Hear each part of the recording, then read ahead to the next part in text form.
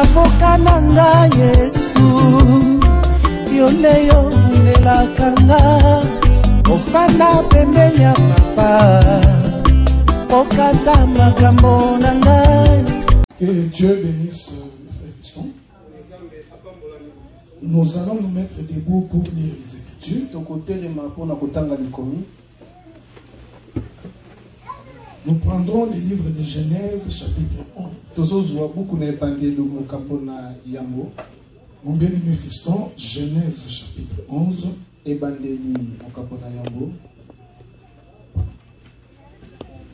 Nous allons lire le verset 31.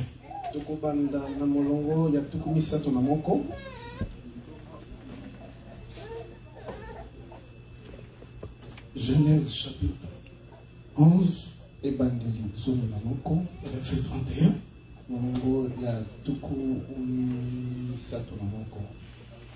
Je lis au nom du Seigneur Jésus-Christ, Genèse chapitre 11, verset 31.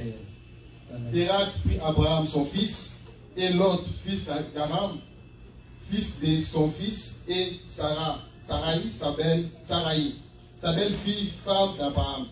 Son fils, ils sortirent en sable dur, à Chaldée, pour aller au pays de Canaan. Ils virent jusqu'à Charan et ils s'y habitèrent. Voulez-vous ajouter le verset 32? Verset 32.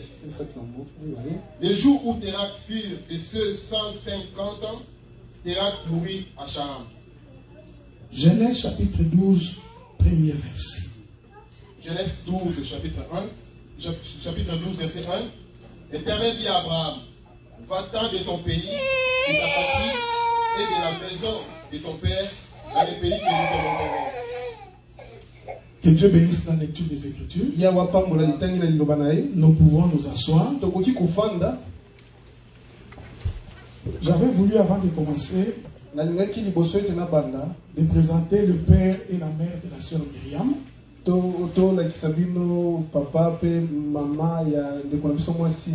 Les gens qui étaient avec nous quand nous étions à la joie, sur la joie.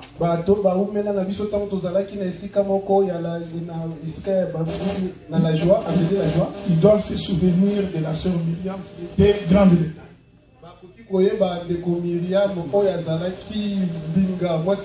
Son père est au milieu de nous avec sa mère. C'est Maître Vincent. Et sa femme aussi est avocate. Donc je vais leur demander de se lever pendant que nous acclamons le nom du Seigneur.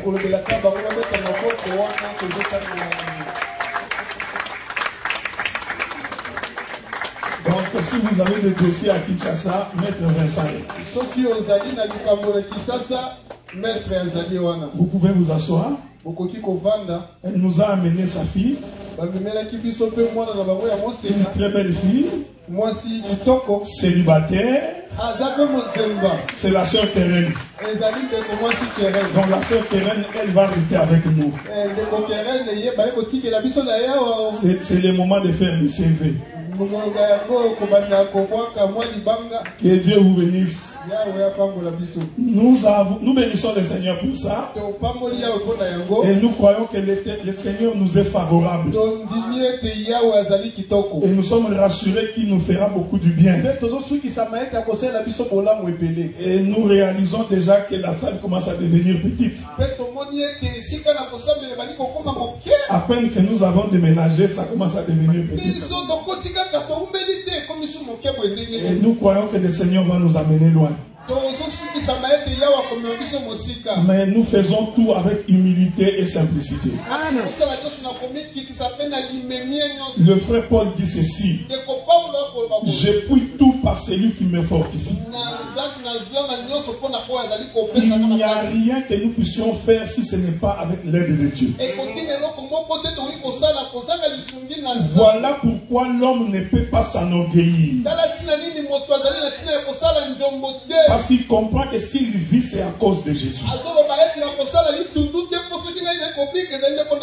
Je vous ai toujours dit ceci, frère. Le jour où Mardoché est allé voir Esther, il dit à Esther, va voir le roi et plaide pour notre cause. Esther a dit ceci à Mardoché: je ne peux pas voir le roi. Alors Mardoché a dit ceci à Esther: si tu ne vois pas le roi, sache que le secours d'Israël viendra d'ailleurs. Ce que je voudrais dire, frère, même nous les prédicateurs, nous ne sommes pas indispensables. Même si je pars aujourd'hui, l'église du Seigneur continuera. Donc il ne faudrait pas que la folie monte dans ma tête pour dire que ce que nous sommes, c'est grâce à moi. C'est un langage de quelqu'un qui ne comprend pas les choses de Dieu. Ce que nous sommes arrivés aujourd'hui, nous croyons que c'est l'aide du Seigneur. Voilà pourquoi en toute humilité, nous prenons le temps toujours de vous demander pardon quand nous avions mal agi. Parce qu'en tant qu'humains, nous pouvons commettre des erreurs. C'est pourquoi on a besoin de l'aide de Dieu pour avancer. Nous croyons que la présence de tout un chacun est une bénédiction pour nous. La Bible dit que celui qui s'approche de l'Éternel, qu'il sache qu'il est le rémunérateur de ceux qui l'invoquent. Donc invoquer l'Éternel, c'est tout un travail. Parce qu'on ne peut pas te rémunérer si tu n'as pas travaillé. Mais il faut comprendre que chaque fois que tu pries, en réalité tu es en train de travailler. Et un homme attaché à la vie de la prière, le ciel est ouvert pour lui. Ces choses avancent calmement. Je vais vous dire une chose, frère. Ça ne prend pas une délivrance pour s'approcher de Dieu. Dès que tu crois au Seigneur et que tu vis avec le Seigneur, étape par étape, la délivrance de l'Éternel va s'opérer. C'est pourquoi l'Écriture dit, quand Israël sort de l'Égypte, il s'avançait vers Canaan. Or, quand Israël s'avance vers Canaan, il s'éloigne de plus en plus de l'Égypte. C'est ça la délivrance. Donc, tout ce qui va t'éloigner de l'Égypte, c'est ça ta délivrance qui t'amène vers Canaan. Mais notre texte de base, c'est Ismaël et Isaac dans le corps d'Adam et dans la maison d'Abraham. Je vous avais dit le dimanche que quand on regardait la maison d'Abraham, on voyait deux fils, Ismaël et Isaac. Mais quand Dieu regarde la maison d'Abraham, Dieu ne voit pas Ismaël. Il dit à Abraham, donne-moi ton fils, ton unique. Donc pour Dieu, Ismaël il n'existe pas. Est-ce que vous me suivez? Pourquoi je vous ai donné cette écriture? Pour dire ceci. Le monde que vous voyez, Dieu n'a pas le regard sur tout le monde. Dieu a le regard sur la postérité d'Abraham. Toutes les démarches que Dieu fait, il ne le fait pas pour tout le monde. Il le fait pour la postérité d'Abraham. Donc quand on n'est pas de la postérité d'Abraham, la promesse n'est pas pour toi. Regardez. Même quand Israël sort de l'Égypte, ce n'est pas étonnant La Bible dit que les ramassis aussi sont sortis. Mais cependant la promesse était pour Israël. Ça n'a pas empêché les ramassis aussi de sortir. Mais quand Dieu regardait, il ne voyait pas les ramassis. Dieu voyait Israël. Est-ce que vous me suivez? Pendant que nous sommes dans le monde, Dieu ne regarde pas le monde entier. Dieu a le regard sur la postérité d'Abraham. Pour être postérité d'Abraham, il faut naître de nouveau. C'est pourquoi j'ai dit ceci. Ce qui va nous différencier de toutes les églises qu'on verra dans la Bible, c'est que nous mettons un accent particulier sur la sanctification. Toute la prédication, quelle que soit la gymnastique, c'est pour amener l'homme à ressembler à Dieu. Je vous informe que le monde est en train de tendre vers sa destruction. Si vous lisez tous les signes des temps, vous allez voir que le monde va s'écrouler. Est-ce que vous me suivez, frère? Le monde est en train de tendre vers son écroulement. Mais il y a un principe chez Dieu. Dieu ne peut pas détruire le monde avec les enfants de Dieu dans la terre. C'est ce qu'Abraham a dit à Dieu. Il dit, éternel Dieu, détruira-t-il les justes avec les méchants? Parce que Dieu allait pour détruire Sodome et Gomorrhe. Et Abraham répond à la place de Dieu. Il dit, loin de toi cette manière d'agir. Dieu ne peut pas nous laisser être détruits avec le monde. Il est le même hier, aujourd'hui et pour toujours. Quand Dieu voulut frapper le pays d'Égypte, il sépara Israël avec l'Égypte. Ensuite, il frappe l'Égypte. Quand il a voulu sauver Noé, il fit entrer Noé et sa famille dans l'arche et il frappa la terre. Au temps de Sodome et Gomorrhe, il vient dans la maison de Lot, il le fait sortir, ensuite il détruit Sodome et Gomorrhe.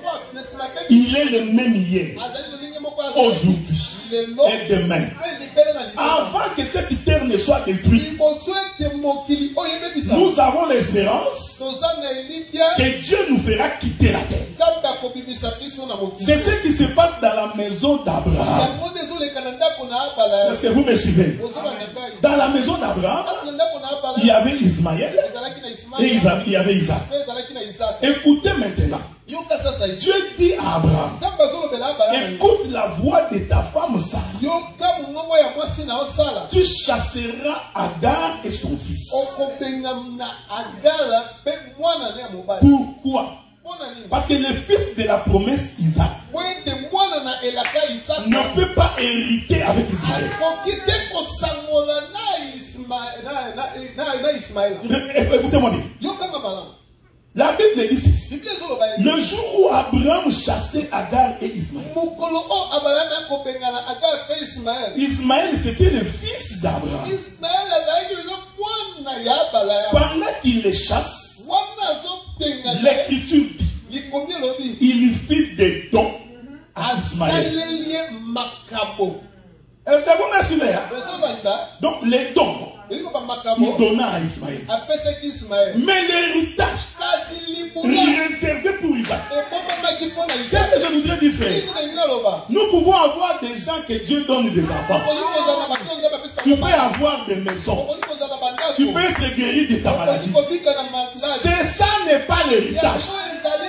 C'est un don que Dieu donne au fils d'Israël. C'est pourquoi la Bible dit, un jour les gens sont venus vers Jésus, consulter l'Éternel. Éternel Dieu, nous t'avions servi, nous avions fait des miracles, nous avions guéri les gens. Le Seigneur les regarde, il dit, fils de l'iniquité. Je ne vous ai jamais connu. Mais ces gens ont dit, nous avions fait les miracles en ton nom. Nous avions guéri les malades en ton nom. C'est pourquoi nous avons toujours dit, si quelqu'un s'attache à Dieu, à cause des miracles, il n'a pas compris le salut du royaume. Je vais avancer. Jésus n'a jamais fait les miracles pour les disciples.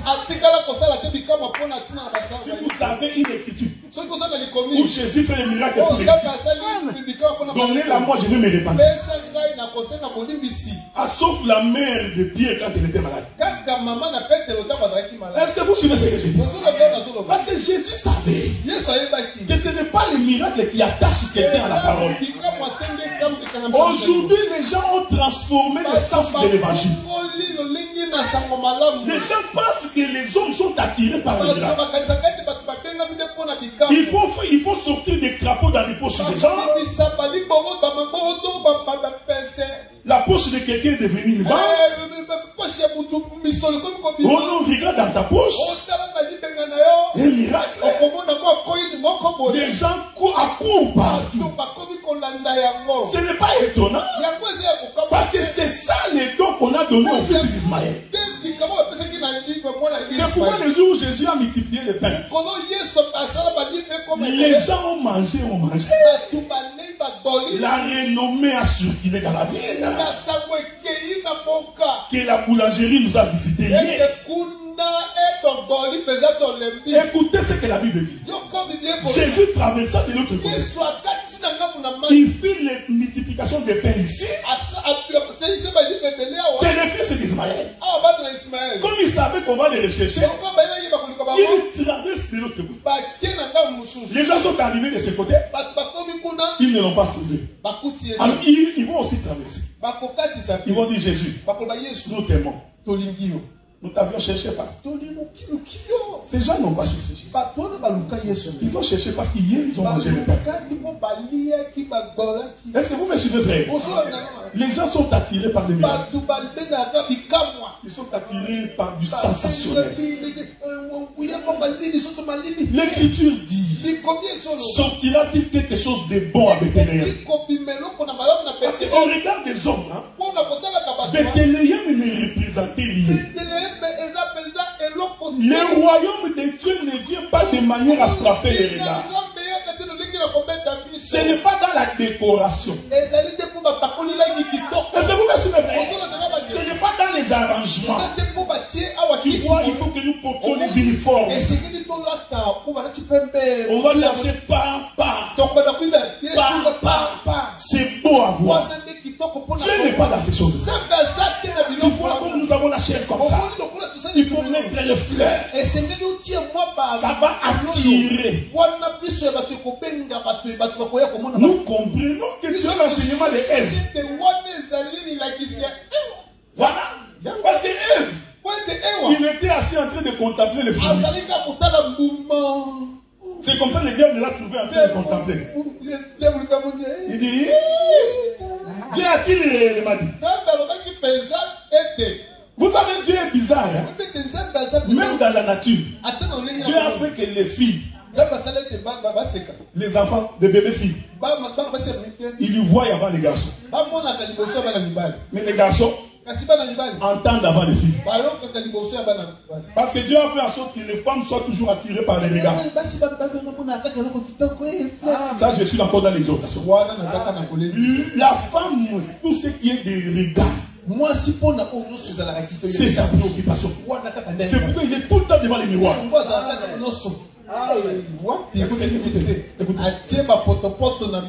Nous sommes l'assemblée des saints. Nous n'allons pas changer. Vous n'allez pas nous changer. Parce que nous croyons que la doctrine que nous avons, c'est la vraie doctrine. Que la femme s'habille avec décence. Nous n'allons pas changer ça. Pas de mini-jupe. Pas de robe qui colle, qui te dessine. Ici, ça ne passera pas. Parce que c'est ça la doctrine des saints. Même votre manière de s'habiller doit témoigner que vous connaissez Dieu. Ne viens pas avec ta théorie. Oh non, Dieu voit les cœurs. C'est un enseignement qui n'existe pas dans la Bible. Vous l'avez fondé par vous-même. L'Écriture dit on reconnaît l'arbre par son fruit. De l'extérieur, nous pouvons comprendre ton intérieur. Donc ta manière de t'habiller doit prouver que tu es avec Dieu. Est-ce que vous comprenez? On ne peut pas avoir des chantres ici avec des cabellogistes ici. Ça ne passera jamais. Vous portez un pantalon, portez un habit qui dépasse les pantalons. On n'a pas besoin de voir tes postérieurs. Ça ne nous intéresse pas. Parce qu'il est écrit dans la Bible que la femme s'habille avec pudeur, décence et modestie. C'est une écriture. L'Amérique ne va pas nous changer. Les États-Unis ne nous changeront pas. Même votre façon de vous maquiller doit être avec pudeur et modestie. Ne viens pas ici. Chocolat. On se pose la question. Est-ce que c'est une société nationale de peinture?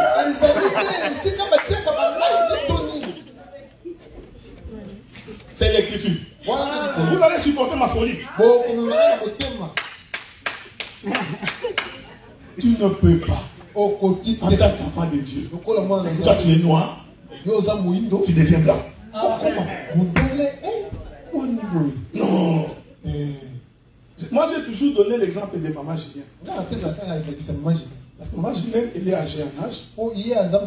Mais si vous la mettez en compétition avec des filles, tu verras qu'elle est belle. Parce qu'elle a gardé son teint naturel. Mais quand tu es jeune, tu penses que devenir jaune c'est bien. Mais quand tu vas grandir, tu vas voir que c'est mauvais. Vivez modestement. Sois en paix avec toi-même. Je vous avais dit que le problème de l'homme c'est sa chair. J'ai expliqué que Ismaël c'est la chair de l'homme. L'homme prend soin des choses qui n'intéressent pas Dieu. Ils ont traversé de l'autre côté. Jésus les regarde. Ils savaient. Ils sont venus à cause de miracles. Mais ce que je voudrais dire, que Dieu te fasse du bien. Que Dieu résout ton problème. Qu'il guérisse ta maladie. Qu'il te vienne en aide dans toutes choses. Que tu te maries. Mais comprenez que ce n'est pas ça qui va t'attacher à Dieu. Paul avait dit, qu'est-ce qui nous séparera de l'amour de Dieu? Il continue. Est-ce la famille? Donc Paul a compris. Même en tant qu'enfant de Dieu, on peut manquer à manger. Donc, je ne peux pas te prêcher. Quand tu viendras chez Dieu, le foufou va remplir ta maison. Ça, ce n'est pas une prédication. Nous savons que quand tu t'attaches à Dieu, Dieu prendra soin du reste.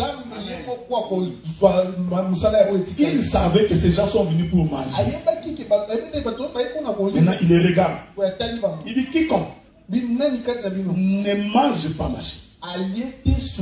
J'ai aimé le discours de Jésus. Il a commencé par dire ceci. Vos pères ont mangé la manne.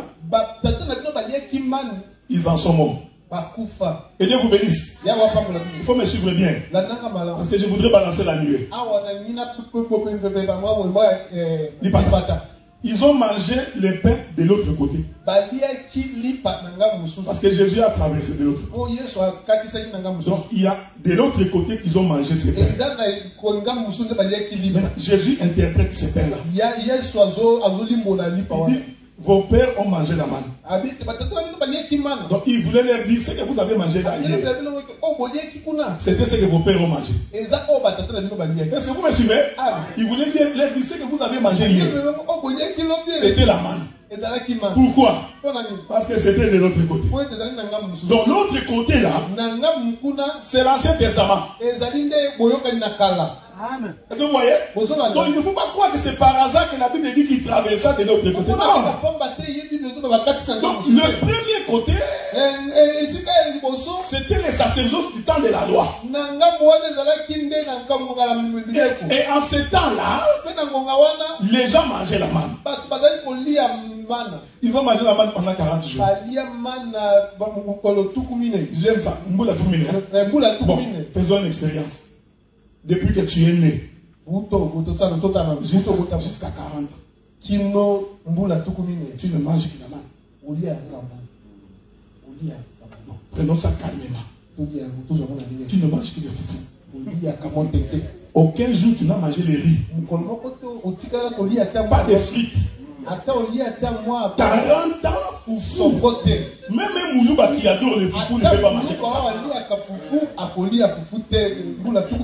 Donc ici nous comprenons que les 40 ans de manger la manne, c'est tout un langage. Est-ce que vous me suivez bien? C'est peut-être pour dire que c'est une dispensation de la loi. Et Jésus continue. Il dit ils en ont mangé. Et ils en sont morts. Donc cette manne nous a donné la mort. Est-ce que vous suivez, frère? Donc les sacerdoces de Moïse donnent la mort. C'est pourquoi Christ a traversé de l'autre côté. J'aime ces choses. Donc, traverser ici, c'est l'œuvre de la croix. Est-ce que vous me suivez? Bon, je vais expliquer ça autrement. Israël sort pour aller à Canaan. Pendant tous les déserts, ils mangent la manne. Je vous informe que lorsqu'ils sont entrés à Canaan, la manne a cessé de tomber. Est-ce que vous me suivez? Donc, tout le temps dans la marche du désert, ils ont mangé la manne. Mais pour entrer dans Canaan, ils doivent traverser les Jourdains. C'est ça ce que Jésus dit. Il traversa de l'autre côté. Oh, quand il traverse de l'autre côté, vous ne mangez plus le pain que vous mangez de l'autre côté. Vos pères ont mangé la manne, ils en sont morts. Ici, moi, je suis le véritable descendu du ciel. Quiconque mange ma chair et boit de mon sang héritera le royaume. Ils ont dit, bon, Jésus, nous t'aimons beaucoup. Nous, on était venus pour les foufous. Mais comme c'est devenu une histoire de démanger, laissez-nous partir. Ils sont allés. Les gens qui adorent les miracles, regardez-les. S'il va dans une église, on leur dit que quelqu'un est arrivé, il fait des miracles, guéri, il vient. Si on prie, il n'est pas guéri. Dès qu'il apprend qu'il y a quelqu'un d'autre qui vient d'arriver, il va encore. Il prie. Pas de solution. Un prophète archibishop vient d'arriver. Lui aussi court. C'est un vagabond. Il a l'esprit de Caïn. Il ne veut pas entendre qu'un prophète est arrivé. Et les Congolais sont mauvais. Tous les fétichés sont devenus des prophètes. Parce qu'ils savent que dans la prophétie, on va t'avoir facilement. Qu'est-ce que Dieu a dit pour moi? Qu'est-ce que tu as vu? Dieu m'a dit, abandonne la vie de l'impudicité. Il va fouiller. Parce que lui, tout ce qu'il cherche, c'est ce qui satisfait sa chair. Est-ce que vous me suivez, frère? Alors les autres ont dit non, Jésus. Non, nous parlons. Jésus maintenant retourne. Il constate qu'il n'est resté qu'avec Jacob. Parce que Jacob, c'est la pierre de 12, l'autel de 12 pieds.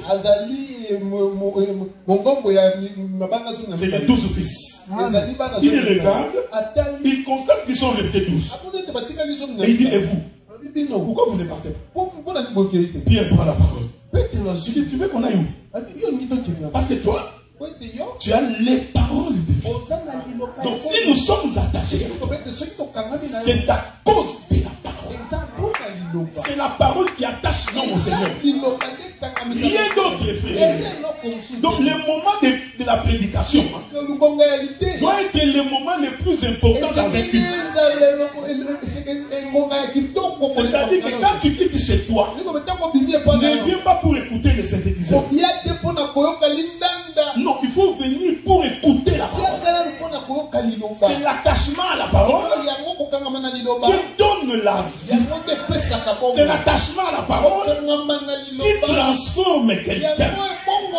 C'est l'attachement à la parole qui délivre, frère.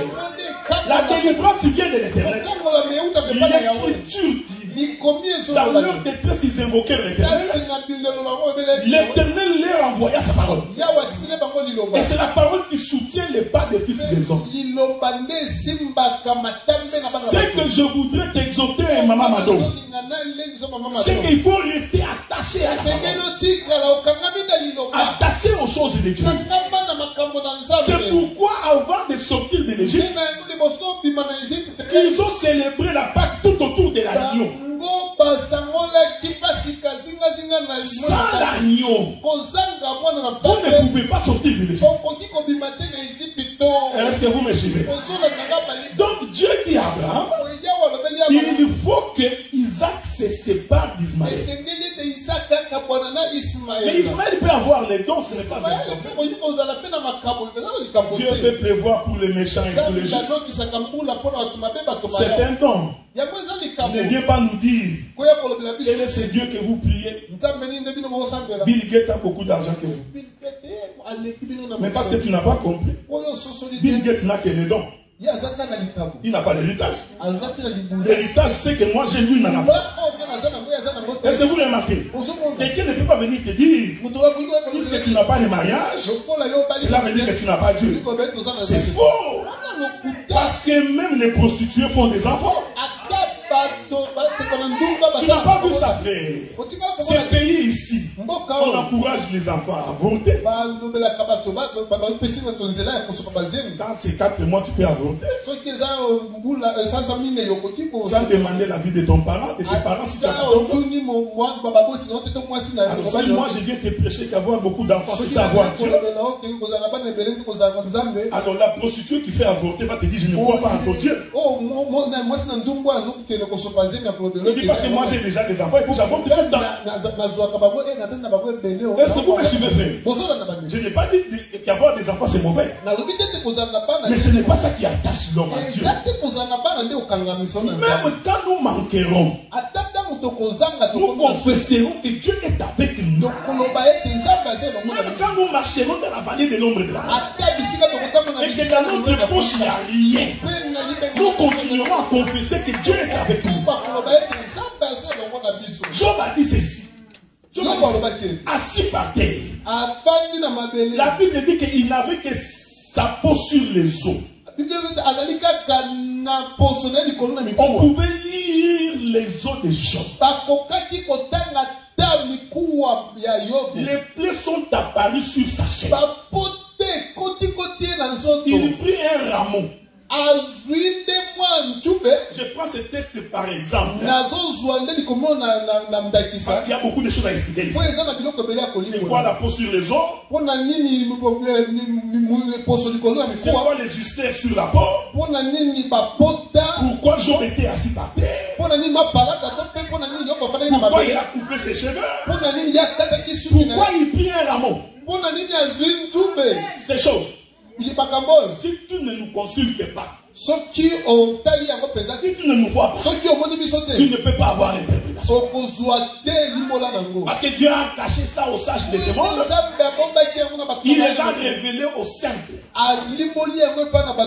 Donc on va seulement te prêcher Job a souffert. Mais les détails de ce qui se passe avec Job, tu n'as pas. Pendant qu'il était passé par terre, les mouches venaient picoter dans ses plaies.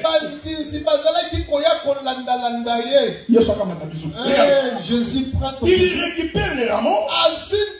Il commence à frapper sur ses yeux. Donc, pourtant, Job, la Bible dit que c'était un homme intègre. Mais il a tout perdu. Sa femme est venue le voir. Maudit Dieu. et meurt pour qu'elle puisse rester et qu'elle se marie encore. C'est ce qui arrive quand tu épouses une mauvaise femme. Elle est en train de faire la prière pour que tu meurs. Parce qu'il a vu un homme comme ça avec des barbiches. Il a vu un homme brun. Comme sur Facebook. Toutes les photos sont belles. Tu as vu une photo sur Facebook? Les teints ont changé. Les yeux de toutes les femmes sont devenus comme les Chinois. Quand elle est pudique et t'attend de regarder ta photo, cette femme est jolie. Maintenant, elle t'envoie un message. You so cute.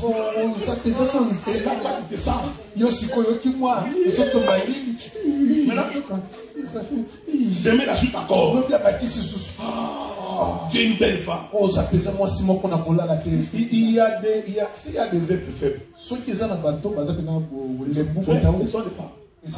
C'est pourquoi quand tu as la femme, il faut éviter qu'il commence à écouter n'importe quoi. Il faut veiller sur la femme.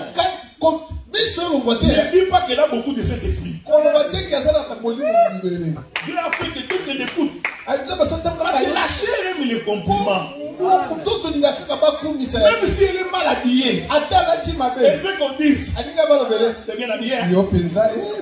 Tout ça c'est la chair.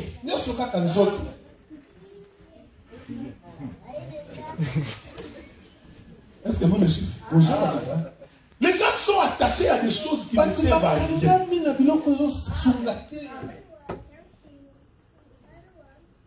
Où veux-tu que nous allions?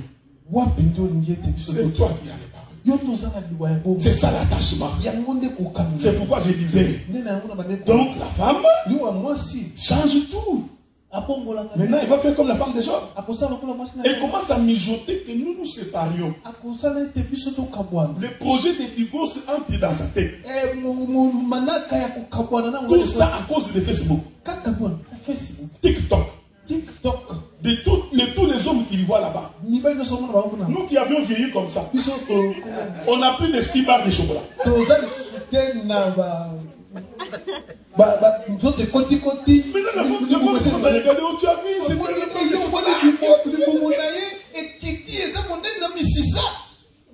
Tu cherches quoi? D'abord, toi, une femme mariée. Pourquoi tu regardes le ventre d'autres?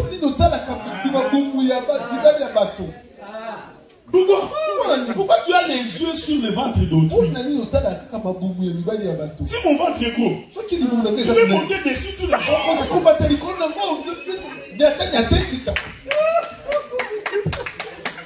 Vous comprenez ce que je dis? Il va dire à Job, maudit Dieu et meurt. Pendant ce temps, Job souffrait. Job va dire, je sais une chose. Que mon état, il s'élèvera de devenir. Bien-aimé saint, même quand tu souffres, sache que Dieu est avec toi. J'ai toujours aimé ce frère-là. Parce que nous disions ceci, frère. Même si nous restons 4, nous continuerons à confesser que Dieu est avec nous. Parce que la résurrection est possible. La résurrection est possible. Je voudrais que quelqu'un soit guéri au nom de Jésus. Pendant que nous prêchons que Dieu restaure la santé de quelqu'un. Quelqu'un te touche là où tu es pour que la main de Dieu marche. Parce qu'il est le Dieu de la restauration. Même quand les choses semblent ne pas marcher, même si tu as l'impression que ça n'a pas, c'est dossier qui traîne à l'immigration. Je ne comprends rien. Je t'informe que Dieu est avec toi. Alors, Ismaël doit se séparer avec Isaac. J'ai dit qu'Ismaël c'est la chair. Maintenant je prends les textes qu'on a lu aujourd'hui. Il faut me suivre bien. La promesse était pour Abraham.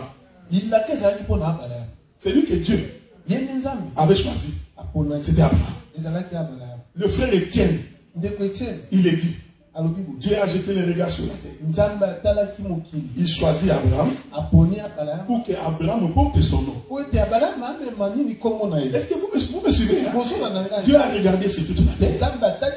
Il n'a pas choisi tout le monde. Il a choisi Abraham. Mais les textes que nous avons lus, vous allez voir que c'est Isaac et Ismaël. Au lieu qu'Abraham sorte du pays, Genèse 11:31 nous dit ceci. L'écriture dit Téra, le père d'Abraham, il va donc prendre Abraham et ils vont sortir. Est-ce que vous me suivez? Est-ce que je peux dire Alléluia? Regardez les textes. Dieu avait choisi Abraham. Dieu n'avait pas choisi Téra. Mais pour que Abraham, au lieu de sortir seul, c'est écrit dans Genèse 11:31. L'écriture dit Téra prit Abraham. Donc pendant qu'il marchait, c'est lui qui avait la promesse, c'est Abraham. Mais quand on regardait Abraham, on voyait Téra. Et Dieu vous bénisse. Donc, le fils est dans le père. Est-ce que vous me suivez? Hein?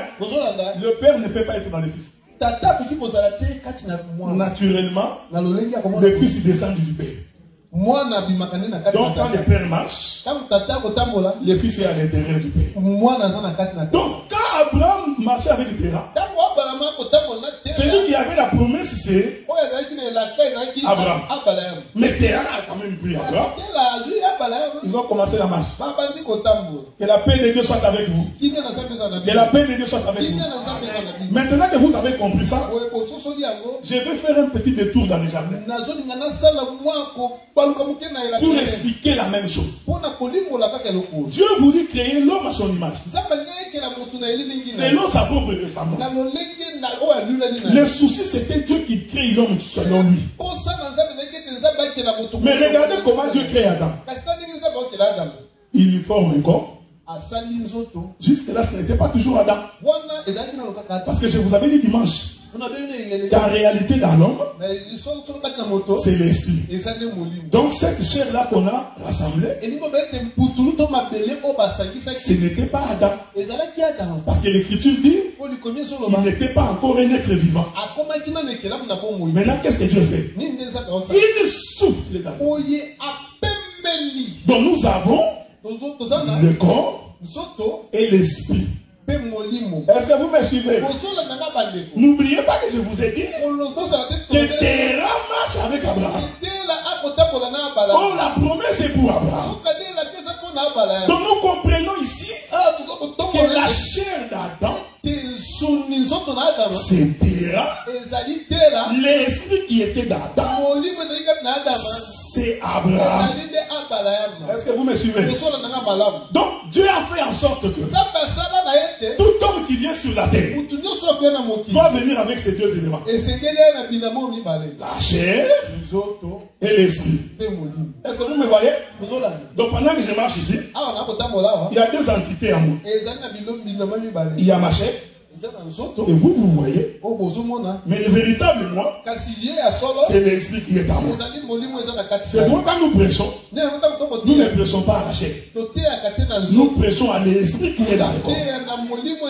Parce que si tu prêches à la chair, l'homme sera attaché aux choses terrestres. Quand tu prêches l'esprit, comme l'esprit vient de Dieu, l'homme sera attaché aux choses de Dieu. Donc quand Téra sort avec Abraham, la pensée prophétique de l'écriture, Téra représentait la chair et que Abraham représentait l'esprit. C'est pourquoi vous allez remarquer dans le chapitre 12 de Genèse, le premier verset, je vous ai dit l'écriture qui dit lorsque Téra mourut. Est-ce que vous me suivez? Hein? Quand Téra mourut, alors Dieu maintenant dit à Abraham, fais la veste, entre dans le pays de la promesse. Que Dieu vous bénisse. Abraham n'est pas rentré dans Canaan pendant qu'il marchait avec Terah. Tout le temps qu'il marchait avec Terah, il n'était pas encore entré dans le pays. Parce que Terah représentait la chair.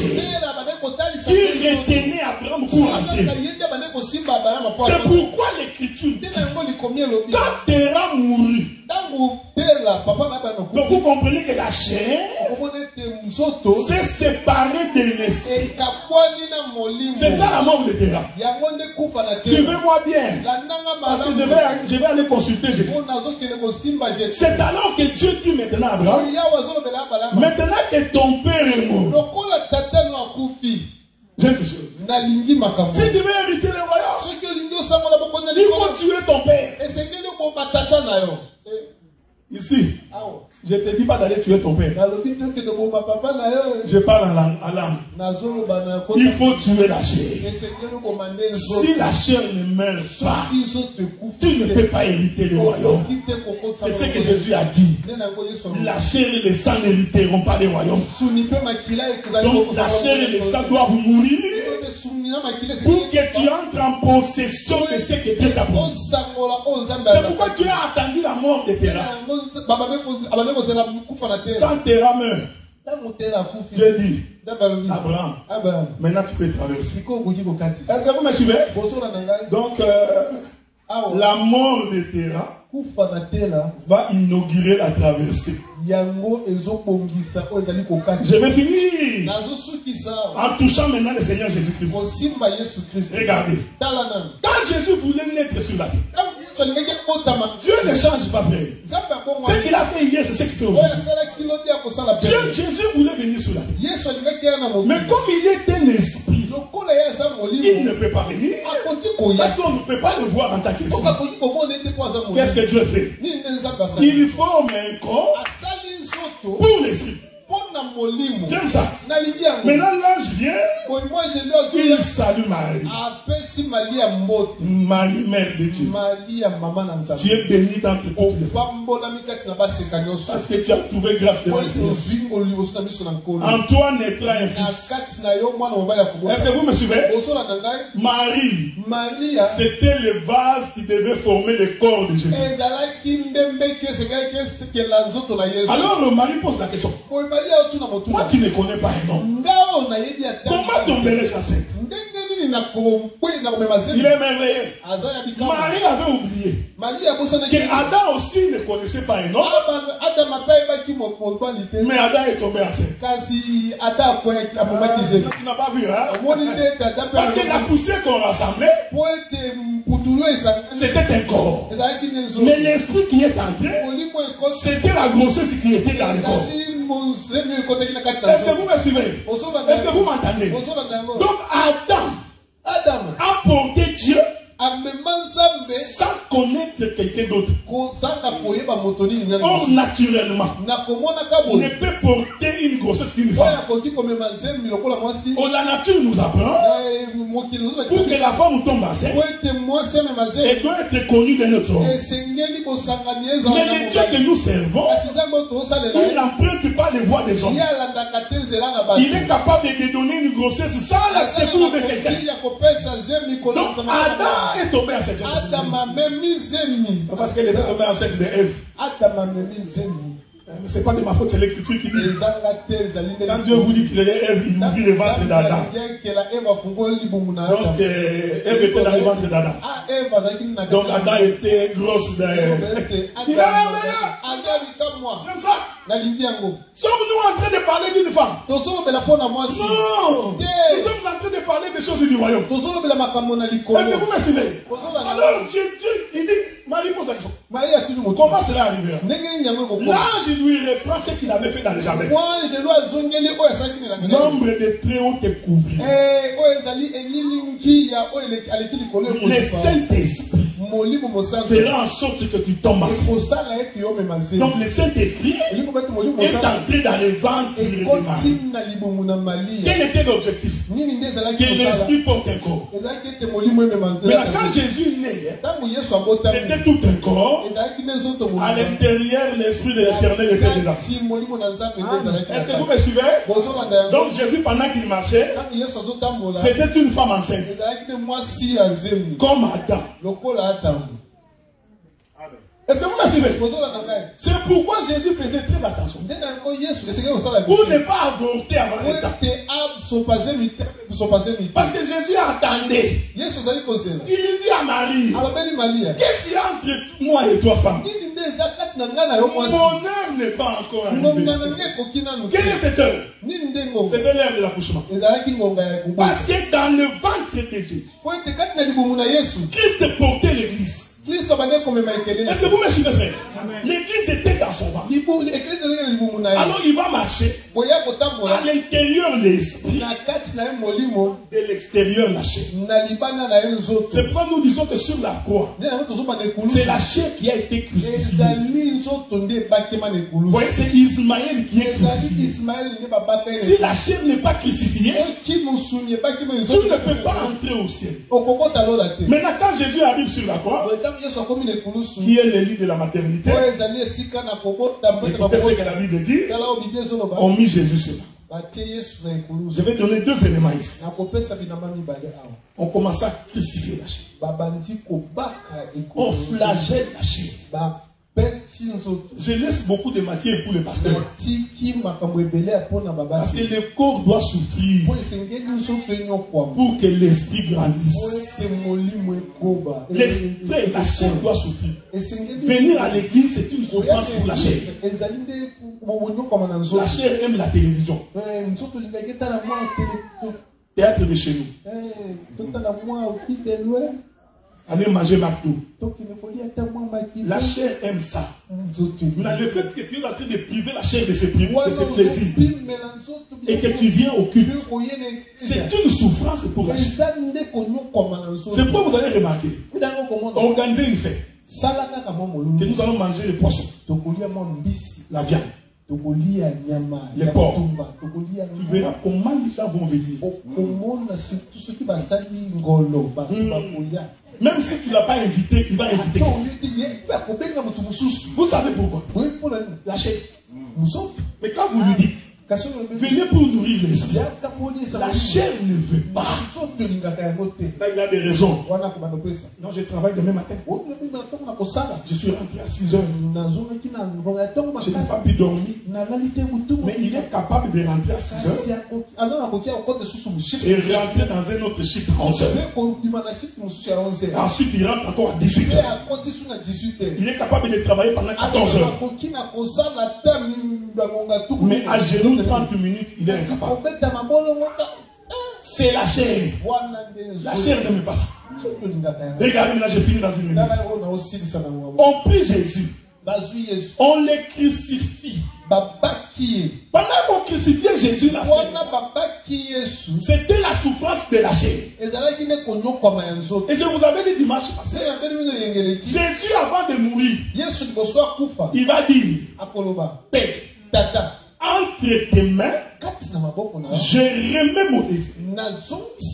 Est-ce que vous suivez? Donc la chair s'est séparée de l'esprit. C'est ça Ismaël qui se sépare d'Isaac. C'est ça Terah qui se sépare d'Abraham. Si tu ne fais pas mourir ta chair, tu n'es pas digne du royaume de Dieu. Tu peux crier comme tu veux. Si la chair a la suprématie sur ton esprit, je t'informe que tu seras encouragé, mais tu n'entreras pas. Tu vas commencer à chanter comme on chantait au Congo. Tata Noé, le Père est loué. Tata Noé, Père Noé. Ziboulan. Quelque chose qui n'est pas dans la Bible. Cette histoire n'existe pas. Il n'y a aucune écriture qui dit que les gens sont venus toquer. Noé, Noé, Noé, Noé, Noé. Ouvrez,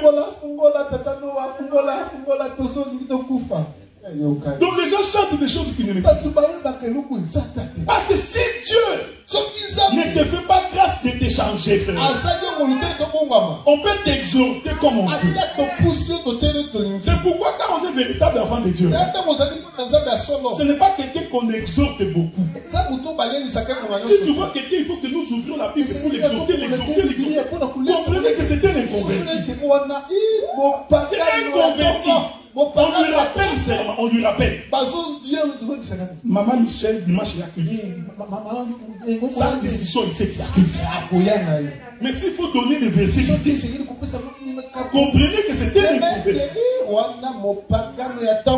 Alors Jésus sur les lits de la maternité, tout comme Adam, pour accoucher, Ève devait ouvrir son côté. Parce que Adam a accouché Ève par césarienne. Parce que quand tu accouches par césarienne, la chair doit se bouger. Il est merveilleux que c'est Dieu.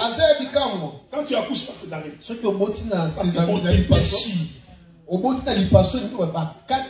que vous me suivez, frère?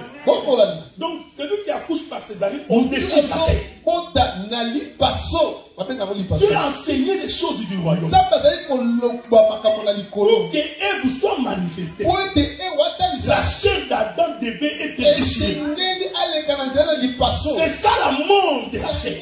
C'est ça la mort d'Adam. Une fois que Adam meurt, nous verrons une nouvelle naissance. Ève était la nouvelle naissance.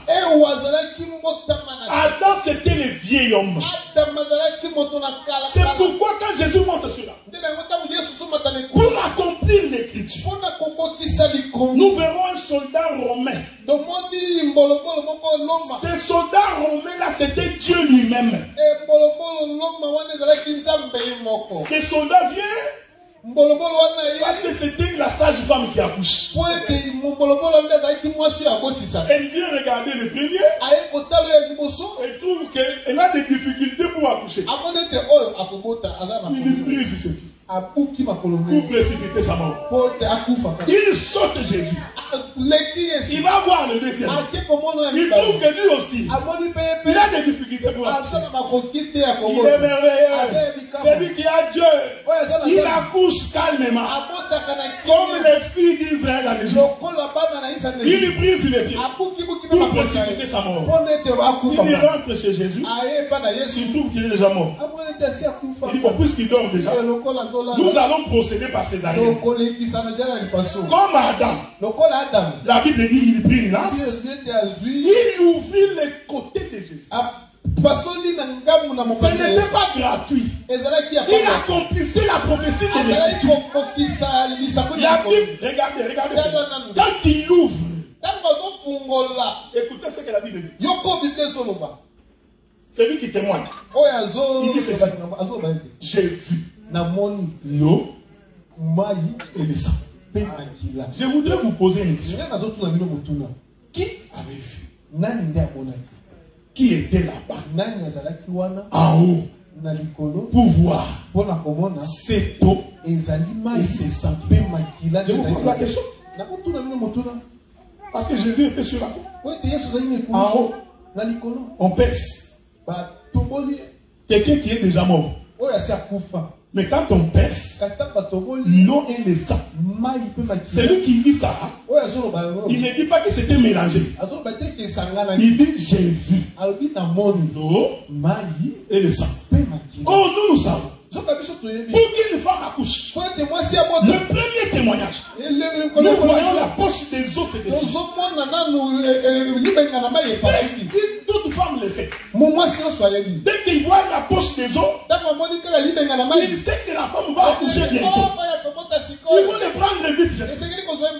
Après l'eau, nous verrons l'enfant sortir, emmailloté dans le sang. Donc, c'est deux témoignages. témoignage. Pour que Jésus venait d'accoucher. Et il venait d'accoucher son église.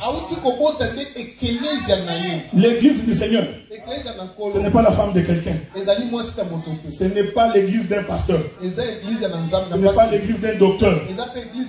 L'église du Seigneur. C'est le Seigneur lui-même qui a donné de sa vie. Il a répandu de son sang. Voilà pourquoi nous disons dans l'assemblée de Seigneur. Quand tu n'es pas convaincu, pose la question. Même si ça énerve le prédicateur, pose la question. Parce que vous n'êtes pas les femmes du prédicateur. Vous êtes la femme de Christ Jésus. Si quelqu'un prêche ici et que tu trouves que c'est en dehors des Écritures, pose la question. Cette manière que nous avions de laisser les gens prêcher sans poser des questions, on a enlevé ça maintenant. Si tu n'es pas convaincu, ne dis pas, oh docteur, je ne veux pas de problème. Non, je ne veux pas de problème. Non. Quand tu trouves que c'est en dehors des Écritures, viens, pose la question. Et nous, en tant que serviteurs, si nous n'avons pas la réponse, nous devons demander à Dieu, qu'est-ce que tu dis de ces saints? Mais on ne peut pas te chasser ici parce que tu as posé une question, parce que toi tu n'es pas la femme du prédicateur. Et la paix de Dieu soit avec vous. Et l'Éternel vous bénisse. Nous sommes toujours avec vous. J'ai encore 2 autres dimanches. Je prêche encore dimanche prochain. Et j'ai fini le 25. Et le Seigneur vous bénisse parce que vous continuez à venir nombreux. J'ai béni Maman Bibi, je vois qu'elle vient régulièrement, que Dieu te bénisse. On a beaucoup de mamans comme ça fait du bien. Parce qu'on va apprendre aux jeunes soeurs comment se tenir dans les mariages. Je vous informe que nous avons créé un groupe de mariés. Nous parlons des choses là-bas. Je vais ajouter toutes les mamans. Parce que nous avons besoin de vous. Pour que nous parlions de ces choses-là. Pour éviter qu'il y ait des hommes impolis et des femmes impolies. C'est aussi la doctrine. La femme doit respecter son mari. L'homme doit aimer sa femme. On ne t'a pas envoyé pour aller la prendre. C'est toi-même qui es parti. Tu vas l'aimer. Tu vas même te pousser à l'aimer si tu ne sais pas comment aimer. Amène-le au restaurant, ça va faire. Que Dieu te bénisse.